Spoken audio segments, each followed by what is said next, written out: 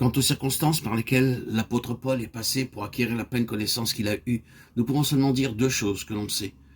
La première d'entre elles a été d'ordre très général, un esprit de sagesse et de révélation dans la pleine connaissance de lui-même, qu'il illumine les yeux de votre cœur. C'est là le droit de naissance de chaque croyant, mais cela dépend de l'obéissance à toute vérité ou lumière déjà accordée. C'est ce à quoi Jean fait allusion. L'onction que vous avez reçue vous enseigne toutes choses, 1 Jean 2,27. Mais dans le cas de Paul, en raison de sa fonction spéciale de dispensateur, il lui fut accordé des révélations spéciales, comme quand il fut ravi, en vision, en songe ou en extase, jusqu'au 3e ciel, et qu'il entendit des paroles ineffables, 2 Corinthiens 12. Si nous suivons cette pensée inspirée et illuminée de l'apôtre, nous serons conduits dans les âges et à travers les âges, de l'éternité passée à l'éternité encore à venir. Il nous sera donné un aperçu de ce qui a eu lieu dans chacune de ces ères et de ce que fut et sera la caractéristique de chacune. Il y a 4 de ces ères auxquelles il est fait allusion. Avant le temps éternel, de la création à Christ, l'ère de l'Ancien Testament, de l'incarnation à la consommation de cet âge.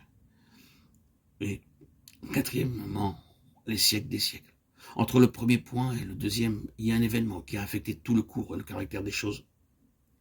Depuis le premier point jusqu'au 3e, il doit être noté que l'apôtre avait à peine commencé cette épître aux Éphésiens et tout juste donné libre cours à cette révélation retenue en lui-même, qu'il a emmené ses lecteurs et a remonté tout le temps passé, les introduisant dans ce qu'il a appelé avant la fondation du monde.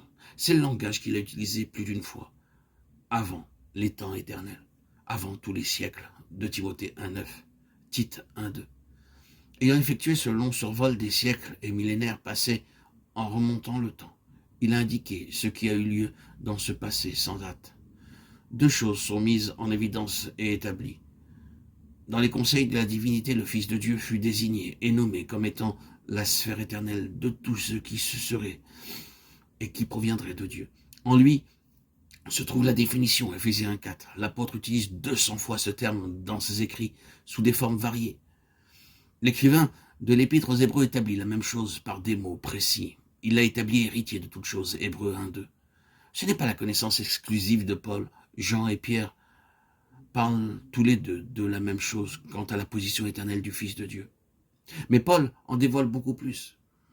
Là, donc, premièrement, avant les temps éternels, le Fils de Dieu, soit maintenant le nom qui devint le sien, si longtemps après, notre Seigneur Jésus-Christ, Éphésiens 1,3, fut établi comme le domaine inclusif de tout ce qui appartiendrait à Dieu, comme une race serait en Adam, 1 Corinthiens 15, 22, comme une nation se trouverait dans la seule postérité d'Abraham, Romains 4, 13.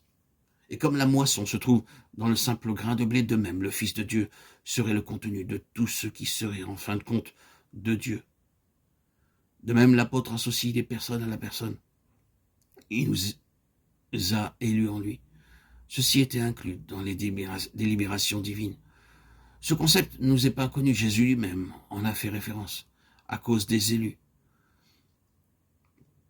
Le mot élu est au singulier et désigne ainsi un ensemble de personnes, au point de séduire, s'il était possible, même les élus. Matthieu 24, 22, 24.